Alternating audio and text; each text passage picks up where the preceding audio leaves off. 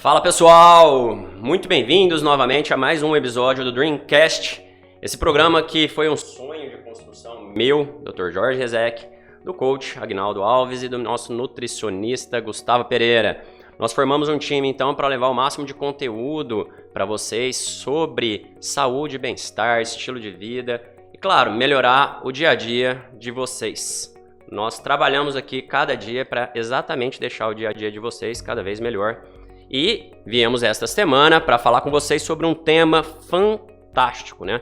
Ao longo dos últimos anos, nós vemos aí os nossos idosos envelhecerem cada vez mais e a expectativa de vida aumentar. Então é muito comum a gente se deparar ali com idosos em idade cada vez mais avançada e com isso surgirem algumas doenças inerentes ao próprio envelhecimento. E isso afetar diretamente a qualidade de vida da nossa população.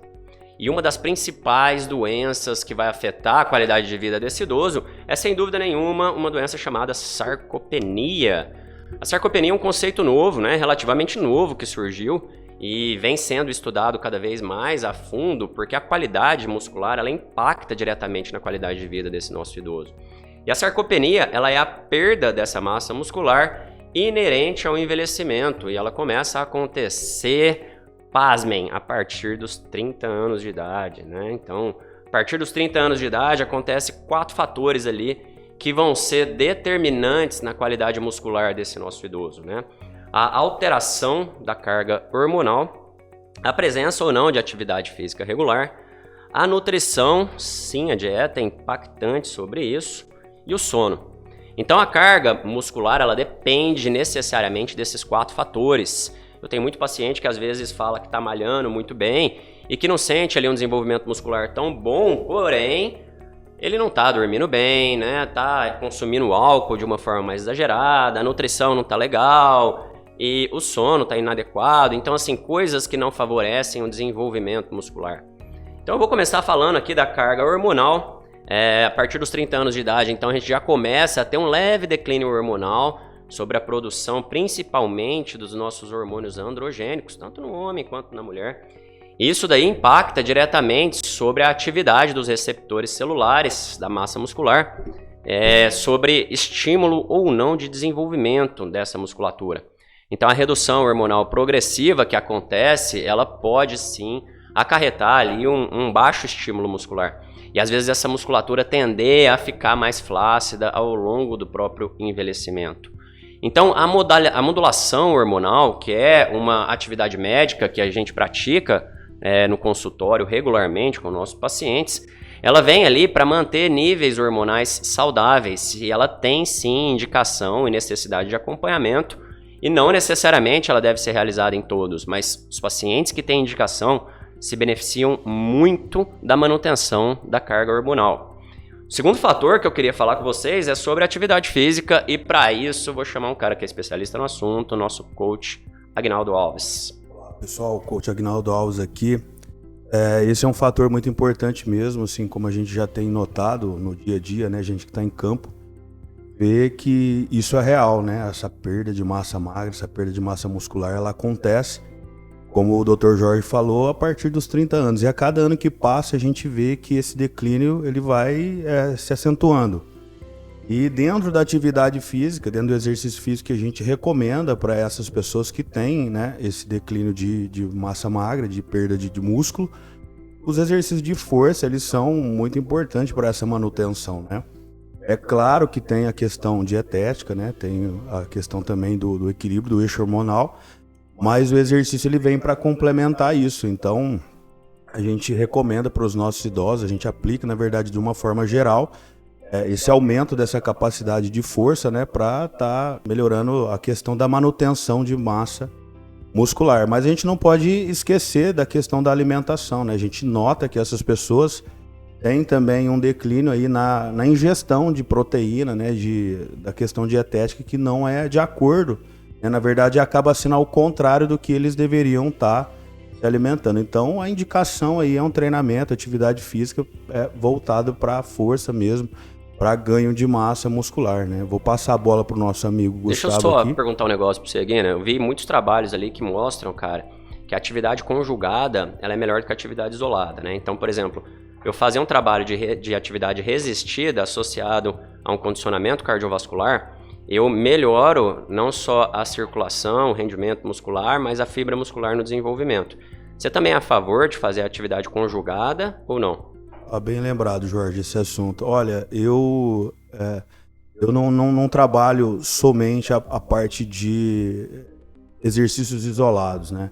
Porque a base de toda construção de condicionamento físico, ela tem que ter os exercícios cardiovasculares para aumentar mesmo o aporte energético para dentro do músculo, né? Então, quanto maior o nível de condicionamento, quanto maior a gente conseguir lapidar essas 10 capacidades físicas, mais fácil vai ser do nosso idoso também construir massa muscular e ter uma qualidade de vida maior, com certeza. Fantástico.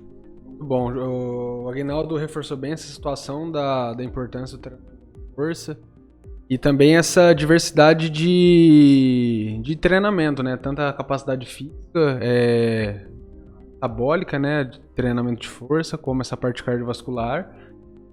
E o que eu mais vejo de dificuldade nos pacientes, além de ter a dificuldade do treinamento, que poucas pessoas, na verdade não é nem que veem importância, depois que começam, iniciam um tratamento, entendem o quão importante para a saúde, não física, não só física como mental e como prevenção, que mais para frente a gente vai falar disso também. Os pacientes eles têm uma dificuldade de iniciação do treinamento. Então, a partir do momento que eles iniciam, eles começam a ver que aquilo lá faz muito bem para todas as situações, tanto física quanto mental, quanto estética, quanto de prevenção de várias patologias. Então, acho que a atividade física ela é muito importante nessa situação. Mas uma das coisas que eu mais vejo dificuldades, além da iniciação da atividade física, é a questão do consumo dietético correto para cada paciente. Porque a partir do momento que a gente começa a entrar em envelhecimento, mais demanda proteica, mais demanda energética a gente começa a ter a partir do momento que a gente tem uma carga energética aumentada. E aí a gente pega um público onde tem um grau de obesidade muito alto e um grau de massa muscular muito baixo. E aí o que eles vão em consultório buscar? A maioria busca não só estética, eles buscam principalmente somente emagrecimento. Poucas pessoas chegam no consultório e falam assim, eu quero ganhar músculo. Poucas pessoas chegam e falam assim, eu quero prevenção de patologia. A maioria das pessoas, elas focam em quê? Em diminuir gordura ou diminuir peso na balança. Só que elas acabam fazendo o quê? Elas acabam consumindo menos energia, menos nutrientes do que elas necessitam e acabam, a partir dos 25, 30 anos ou a partir do momento que inicia essa atividade física, fazendo restrições sem necessidade. E aí ela começa a perder peso na balança, ela começa a perder massa muscular porque ela não tem um aporte energético suficiente. E aí chega numa fase dos 50, 60 anos, ela perdeu tanta massa muscular no decorrer do tempo por fazer só restrição alimentar, tirar carboidrato, comer um pouquinho só de nutriente, comer aquele filezinho de frango bem pequenininho porque só quer fazer restrição. E aí chega no momento que ela não consegue atingir aquilo que ela precisa naquele momento. Então, o que eu prezo muito em questão da sarcopenia? O primeiro, é claro que você tem que ter um acompanhamento hormonal correto, tem que ter um treinamento muito bem adequado, porque treinar é uma coisa, ir na academia é uma situação, treinar é outra situação. Muitas pessoas acham que não precisa de um educador físico no pé, mas precisa, porque nem educador físico às vezes sabe treinar corretamente, imagina uma pessoa leiga. Porque você vai trabalhar várias capacidades físicas, não é só pegar um peso, colocar ali e fazer um tipo de exercício, porque o músculo tem vários tipos de capacidade, flexibilidade, mobilidade, força, resistência, hipertrofia. Então, a partir do momento que o paciente busca um tipo de treinamento específico, ele tem que buscar um aporte hormonal específico para fazer todo esse controle, e aí ele tem que adequar toda a questão dietética dele, conduzindo com toda essa conduta que ele quer em relação ao objetivo dele específico. Mas o que eu mais tenho de dificuldade em relação aos pacientes é eles entenderem que não precisa fazer uma restrição energética severa para eles conseguirem só perder peso, eles têm que consumir aquilo que eles necessitam para preservar a massa muscular, eles precisam de uma quantidade energética, porque o carboidrato também influencia na síntese proteica, para você fazer manutenção de proteína, não é só restrição. Você precisa de proteínas de alto valor biológico, que a gente identifica uma boa proteína para fazer síntese proteica, uma alimentação ali que tem uma quantidade de aminoácidos suficiente que vão suprir a sua necessidade. Não é só ficar suplementando, e sim você fracionar essa quantidade de proteína para você chegar na sua necessidade proteica. E aí, com o decorrer do tempo, o que acontece? O nosso metabolismo digestivo começa a diminuir, tende a diminuir, então a nossa dificuldade digestiva de proteína fica muito menor. O que acontece? A gente tem que consumir mais proteína do que o necessário, foi muito bem abordado por você, que você pega muitos pacientes comendo menos do que precisa, e aí eles não têm que diminuir, eles têm que aumentar a quantidade proteica de proteínas com mais fácil digestibilidade e para ter mais síntese proteica. É aí que a gente começa às vezes a entrar com uma suplementação de whey protein, uma proteína de mais rápida absorção, ou a gente colocar enzimas digestivas para facilitar a digestão dessa proteína, para que a gente tenha uma desnaturação melhor para chegar no nível gastrointestinal, para ter uma boa absorção, e aí depois você conseguir ter uma boa funcionabilidade desses aminoácidos já digeridos e para conseguir ter essa síntese proteica. E entendendo que síntese proteica não é só como questão muscular, a gente precisa de receptores hormonais que são necessitados por proteína. Então, quando você diminui proteína da sua dieta, ou quando você não tem uma boa absorção, os hormônios começam a dificultar. Não só hormônios andrógenos que fazem essa manutenção hormonal, como vários outros hormônios, hormônios tiroidianos, insulínico, e aí o paciente, além de não ter uma boa absorção proteica, ele não tem uma boa recuperação muscular, ele piora o quadro de sarcopenia e ele começa a desfuncionar a questão hormonal. E um dos hormônios que acabam sendo dificultados também, que é totalmente eficiente na qualidade de manutenção de massa muscular, na manutenção hormonal, é o hormônio do sono. E aí, com o passar do tempo, a gente tende a perder um pouco da melatonina. Nosso eixo de melatonina começa a diminuir.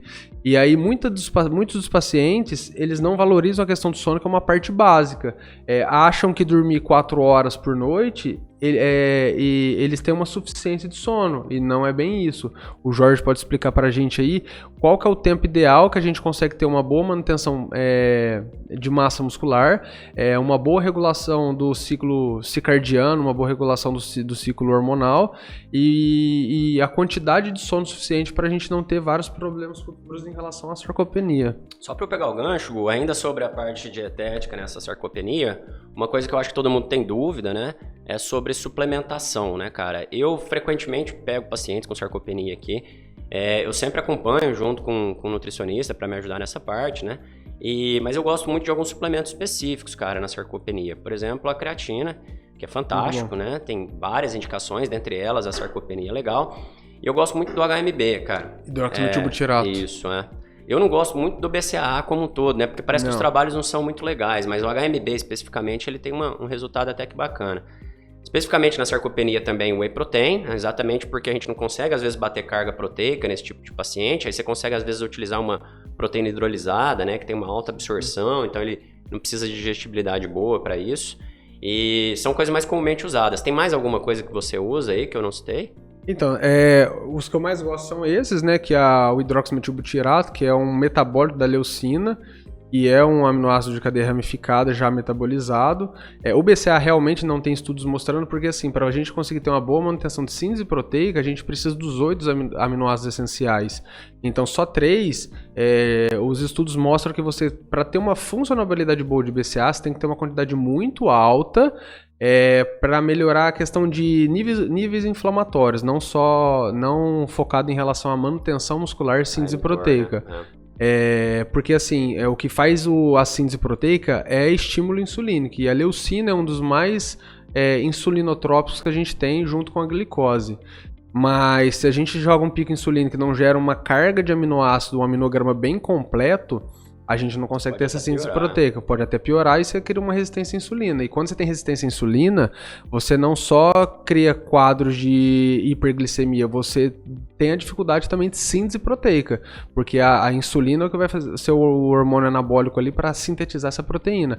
Então, quando você gera o estímulo insulínico que tem essa ramificação de aminoácidos completa para você fazer uma síntese proteica muscular, ativar célula satélite, via mTOR, via AKT, para fazer essa manutenção muscular, é muito bem-vindo. E aí o Whey Protein entra nessa situação. Por que o Whey Protein é bom? Porque a quantidade de aminoácidos do Whey Protein ela é bem completa. É praticamente quase 1 grama de cada aminoácido por porção.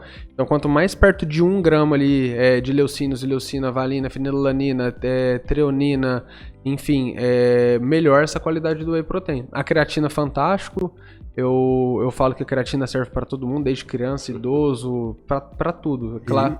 E, desculpa eu te cortar, e tem algum outro ou suplemento, ou que você utiliza como estratégia?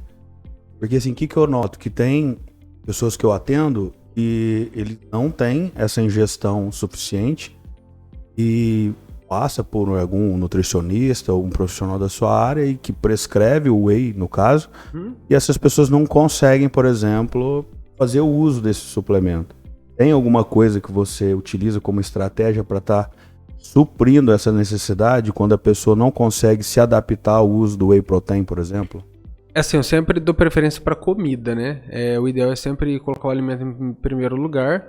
E uma das estratégias que eu falo para o paciente fazer ele digerir o alimento antes de consumir. Como que ele faz isso? Pega um frango e desfia, pega uma carne e faz como moída, pega um ovo e faz ele mexido, porque você já desnatura um pouquinho da proteína, então você facilita Entendeu? a questão digestiva.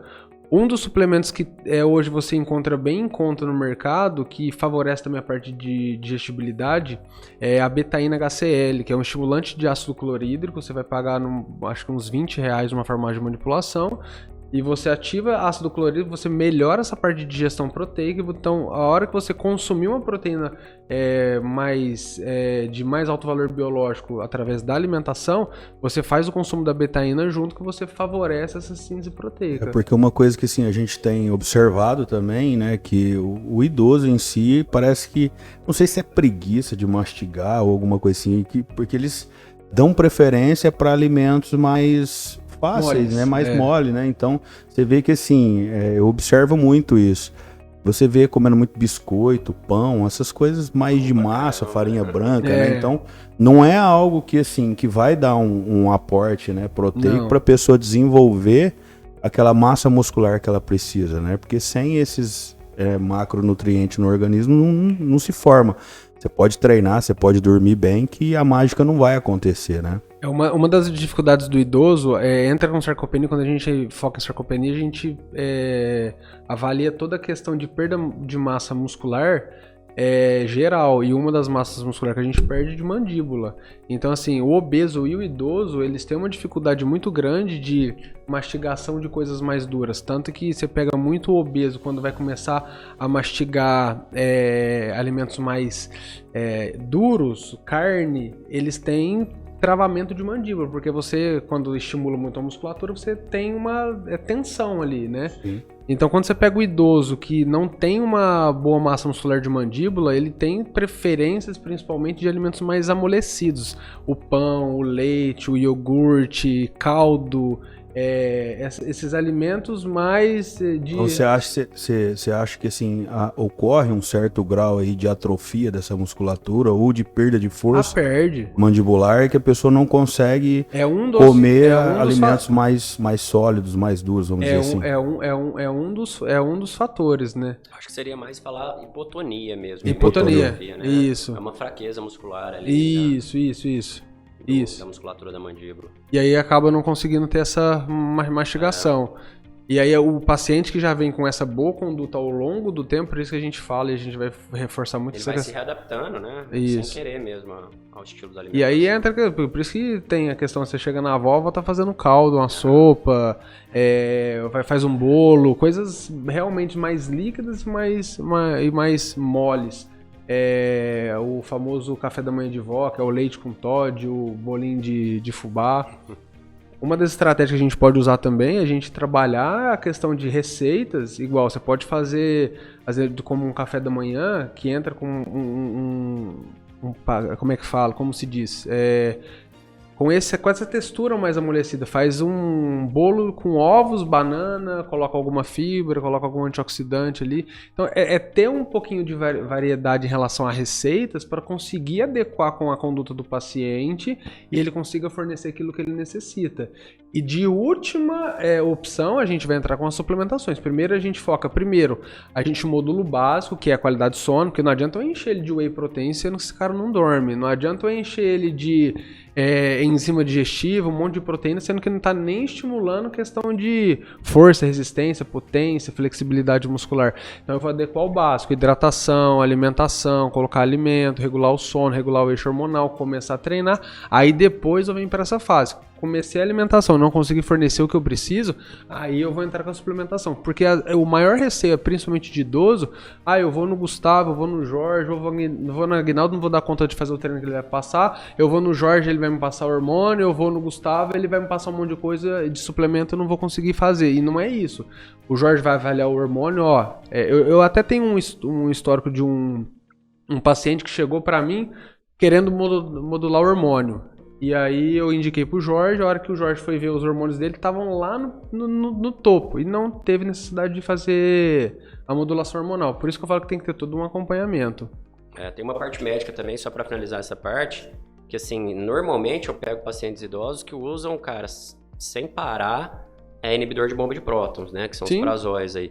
E aí a longo prazo, esses omeprazóis da vida aí, eles diminuem a produção de ácido clorídrico, né? O pH do estômago acaba elevando, ficando mais alcalino. E a gente sabe que todas as enzimas digestivas que trabalham a parte de digestão proteica ali no estômago, principalmente a pepsina, ela age em pH ácido. Ou seja, um pH alcalino, a digestibilidade cai mais ainda, né? E vira uma bola de neve isso, né? Então cuidado com o uso indiscriminado desses prazóis aí da vida, né? E aí falando do último parte ali do nosso manejo da sarcopenia, seria o sono, né? Nós sabemos que durante a atividade física a gente faz o estresse daquela musculatura, né? Rompimento de fibra, lesão muscular. E realmente o crescimento, a adaptação dessa musculatura, ela ocorre no sono, mediante a reparação dessa musculatura, né? Que ocorre no sono, associado à presença de macro e micronutrientes que vão fazer todo o reparo tecidual.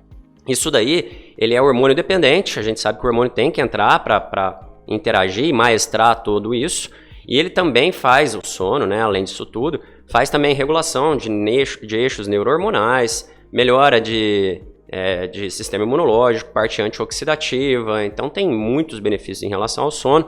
A recuperação muscular é somente um deles e ela está muito atrelada ao eixo circadiano, né? A gente sabe que quando o idoso vai envelhecendo, o paciente, na verdade, como um todo, vai envelhecendo, a produção de melatonina ela vai caindo, como o Gustavo falou, e isso daí está atrelada a uma redução do número de horas de sono. É muito comum a gente ver idosos dormirem pouco, né?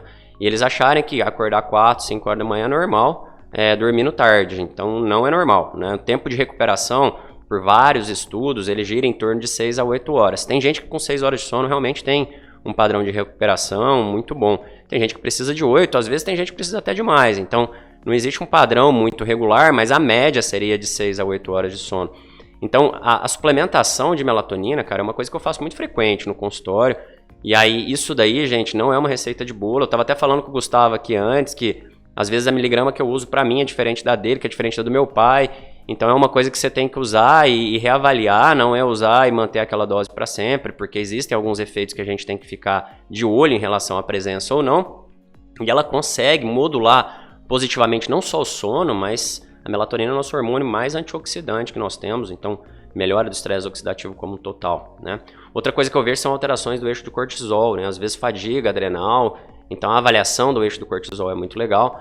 Lembrando que quando a gente faz a avaliação do eixo do cortisol, a gente tem que fazer medidas seriadas do cortisol ao longo do dia para acompanhar a produção ao longo do dia e não medidas únicas, né? Então isso daí deve ser feita por um especialista e coordenada por um médico, né? O que a gente vê também acontecendo na saúde do idoso, inerente ao envelhecimento, é também a diminuição da massa óssea, né, e a alteração da massa articular. Então, o osso, a gente sabe que ele é um tecido vivo e que ele está em constante remodelamento. E esse remodelamento, ele é via hormonal, todos os tecidos do nosso organismo, eles precisam dessa interação hormonal. Ela é via nutricional, então o osso ele precisa de alguns minerais importantes na sua mineralização, como o zinco, o magnésio, o cálcio, e o aporte adequado, principalmente de vitamina D, que vai fazer essa absorção do cálcio no intestino e a entrada, né, realmente do cálcio nesse tecido ósseo, e a interação de osteoclastos com osteoblastos, que são células desse tecido ósseo, que elas estão em constante remodelamento e elas são expressas ou não, dependendo do atrito ósseo, né? Então, a presença da atividade física, ela é importante exatamente para fazer impacto sobre essa massa óssea e ela fazer esse remodelamento constante se dá de uma forma mais eficaz. A gente tem até alguns trabalhos, né, que mostram que ciclistas, né, o pessoal estava vendo que ciclista tinha mais índice de fratura, e aí foram ver, porque o estresse ósseo dos ciclistas é muito baixo, né, então isso comprova realmente, né, a constância da modulação óssea, a importância da gente fazer atividades de impacto para esse idoso. O que eu vejo é, às vezes, alguns colegas indicarem muito hidroginástica, né, então a paciente chega no consultório falando que só está fazendo hidroginástica. Hidroginástica, gente, é bom, tá, é saudável, mas para a saúde óssea nós precisamos de exercício de impacto. Então precisa realmente fazer uma atividade resistida, precisa fazer uma atividade aeróbica onde a gente tem algum tipo de impacto, tá? Lógico que é mínimo e adaptável à medida que esse paciente ele começa a desenvolver um ganho muscular e consiga aumentar a carga, né? Ninguém vai querer sair fazendo atividade física adoidado para esse paciente, mas a saúde osteoarticular precisa disso. A gente vê muitos pacientes que ficam mais sedentários conforme vai ficando idoso, e não só perdendo massa óssea, mas perdendo massa articular. E aí começam as dores articulares, começam rigidez articular, perda de mobilidade, perda de qualidade de vida.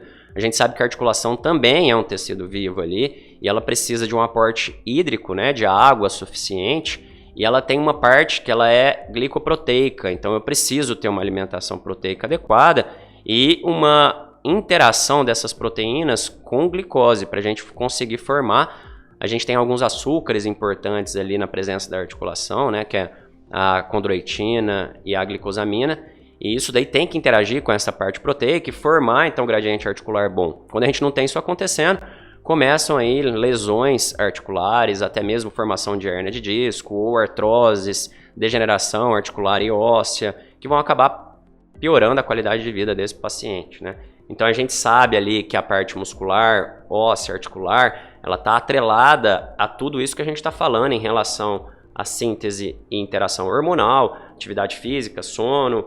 E aí como a gente vai desenvolvendo isso no idoso e qual a importância disso e a expectativa do prognóstico, eu vou deixar para o Aguinaldo falar, para ele falar sobre a importância de manter então uma atividade física prolongada para esse idoso ao longo do tempo. Uma das coisas que assim, a gente tem desenvolvido bastante no nosso trabalho lá no CT, em atendimento com idosos, é a questão da mobilidade articular, da pessoa conseguir se mover com mais destreza, né? A gente tem notado que, por conta, às vezes, da vida que a pessoa levou até o momento de tomar atitude, falar, eu vou fazer um exercício físico, vou cuidar de mim, aquilo ali vem tirando, às vezes, né? Essa rotina vem tirando, às vezes, essa capacidade da pessoa de ter o autocuidado, né? Então, essa questão que vocês levantaram da mobilidade articular, do exercício físico de força, voltado para desenvolvimento das capacidades físicas, eu vejo que a importância maior é isso, da pessoa ter, né, essa, como que eu posso dizer assim, autossuficiência, né? Que o idoso vai perdendo aí nos últimos anos de vida. Então, se a gente conseguir resgatar esses movimentos através de um trabalho de mobilidade articular, de treino de força, né, de baixo impacto para a densidade óssea dessa pessoa se manter constante, eu acredito que a qualidade de vida ela é melhorada assim, com muito peso, né? Então, eu acredito que esse seja o caminho dentro da atividade física para a gente estar mantendo a qualidade de vida desse idoso, né? Então, exercícios para flexibilidade, né? Se ensinar, por exemplo, um idoso como que ele pode estar levantando do chão se for necessário, né? Ele pode estar brincando com o neto dele no solo, ele não precisa ter medo disso. Da mesma maneira que na infância ele fazia isso, a gente pode estar resgatando esses movimentos na fase da melhor idade dele. Então eu acredito que esses exercícios são os mais importantes para esse público, né? Então eu vejo que assim, às vezes a gente chega num treinamento convencional, as pessoas colocam o idoso para trabalhar com máquina, ele não precisa da máquina em si, é claro que em alguns casos aquilo é indicado, mas o que ele precisa é de movimento com a própria máquina dele, que é o corpo humano, né? Então se a gente conseguir resgatar esses movimentos, a qualidade de vida do nosso idoso com certeza ela é aumentada, né? Então gerar autossuficiência na vida dessas pessoas, que eu acho que é o mais importante em relação à atividade física. Deixa eu só fazer um adendo aqui, que eu sou uma prova viva de que isso daí melhora a qualidade de vida, né? Porque há 2 anos atrás, eu vi meu pai durante o envelhecimento, meu pai hoje em dia tem 86 anos, então era por volta de 84 anos, começar a perder algumas funções mesmo por causa do envelhecimento, né? E eu vi a massa muscular dele começar a diminuir, e eu vi acontecer algumas coisas que me deixaram até tristes, né? Ele querer pegar o neto no colo, tudo, e naquele momento ele não conseguir mais. Ele, normalmente, a casa dele tem 2 andares, e normalmente ele sempre subia de escada, começou a ficar com medo de subir a escada, e começou só a subir pelo elevador, então eu vi ele se afastar de atividades que ele fazia de uma forma mais rotineira e básica, pensando que ele já não poderia mais fazer isso. E foi onde eu tentei melhorar a parte suplementar, né? Então começamos a entrar ali com proteínas de alto valor biológico, eu faço suplementação com whey protein para ele, eu comecei um trabalho de modulação hormonal, então a gente começou a trabalhar e melhorar a relação hormonal do organismo dele, e eu acho que um fator decisivo ali foi a entrada das atividades de cross-training que você propôs para ele, né? Eu coloquei o Agnaldo para cuidar da parte motora dele, ele já fazia, né, 3 vezes por semana pilates para manter postura e às vezes melhorar um pouco essa musculatura, mas o agregamento, né, do pilates no desenvolvimento muscular ele é muito baixo normalmente. Ele melhora realmente algumas coisas básicas ali, mas no desenvolvimento mesmo muscular a gente não vê tanta resposta. E na hora que ele começou a fazer mais 2 dias de cross-training com o Agnaldo, 5 dias ao total na semana, e melhorou a parte hormonal, melhorou a qualidade do sono, melhorou a parte nutricional, o ganho dele aos longos dos 2 anos foi absurdo, né? Você conseguiu ver na prática realmente a evolução da parte não só muscular, mas da parte de desenvolvimento nos treinos dele. E chegou um momento que eu consegui ver ele pegando os netos de novo no colo. E aí eu fiquei tão feliz porque um dia eu vi ele subir na escada de novo. E aqui no hospital, nossa, tem escada pra caramba.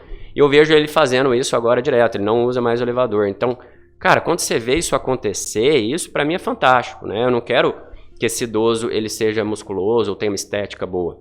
Eu quero exatamente devolver a qualidade de vida e bem-estar para um cara que estava vendo isso ser tirado dele e ele achava que não ia mais conseguir e de repente ele conseguir fazer isso de novo. Eu acho que isso não tem preço, na minha opinião, né?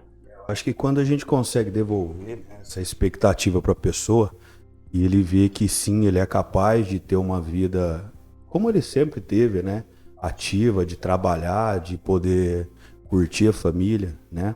Pô, é magnífico isso, cara. Você devolver, né, através do exercício físico, funções que a pessoa acredita que ela não seria mais capaz de fazer. Então, de repente, por exemplo, da mesma maneira que você treina para correr um triatlo, ele treinou para levantar o seu filho, entendeu? Levantar o neto dele. Então, eu acho que isso é vida entrando pro corpo da pessoa, né?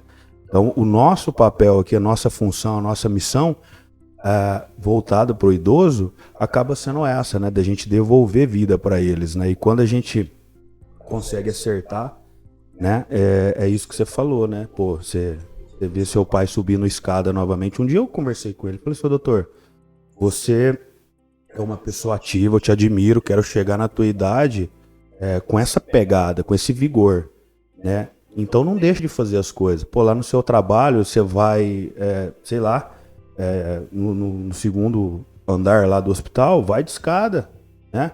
Pega no corrimão ali, você é capaz. Então, aos poucos a gente pode ir mostrando para eles que tem algumas funções que eles não precisam deixar de lado. Sim, sim. Porque o exercício físico para ele vai estar nisso, entendeu? Dele subir uma escada, dele poder pegar o neto dele sentar no chão e fazer uma brincadeira com os netos.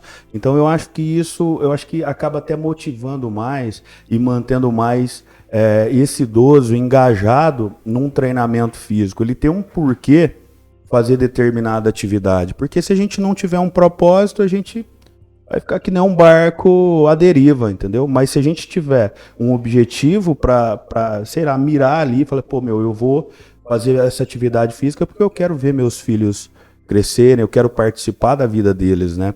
Então esse engajamento e esse propósito dessas pessoas é muito importante. Ele vai ter um porquê se alimentar melhor, ele vai ter um porquê procurar um médico para cuidar da saúde dele, e ele vai ter atividade física para manter ele, né, no sentido literal da palavra, ativo mesmo, né?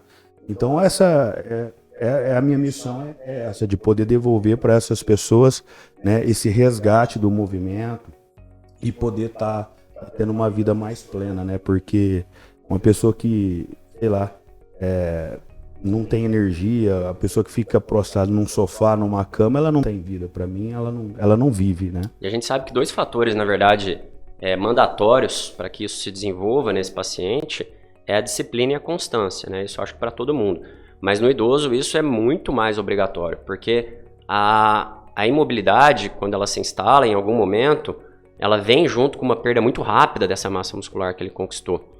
Isso eu consegui ver há 2, 3 semanas atrás, que ele teve um quadro de uma pneumonia, acabou ficando 8 dias internado no hospital, e acabou ficando para ele se recuperar como um todo, mais umas 2 semanas em casa antes de conseguir voltar ainda para as atividades físicas, né? Então, o total ali de 3 semanas, cara, foi extremamente debilitante. Quando ele voltou para a rotina de atividade física, notavelmente você via que ele estava mais fadigado, mais cansado, e visualmente você via ali uma perda muscular. Então, porque a idade ela acaba fazendo isso se manifestar de uma forma rápida, né? Então, quando ele internou, ele ficou mais hiporéxico, então ele não estava comendo muito bem, já sem treinar, ficou mais limitado. E ali, 1, 2 semanas que não aconteceu, você já vê o negócio se manifestar de uma forma muito rápida. Por isso, a constância nessa terceira idade, ela é fundamental. Exato. E a retomada também, né? Porque você veja bem, se ele fosse uma pessoa sedentária, talvez ele não teria escapado disso, né? Porque a gente tem tido casos de jovens, né, e pessoas em meia idade que não conseguiram passar por essa fase que a gente está vivendo. E seu pai tá aí, cara, inteirão, trabalhando, ativo, entendeu? E eu vejo que, por exemplo, no caso dele, ele teve toda essa perda. Mas dali 2, 3 semanas ele já estava inteiro, né? De novo, você entendeu? Hoje, por exemplo, eu tenho casos de pessoas que não conseguem ficar, por exemplo, 1 minuto na prancha.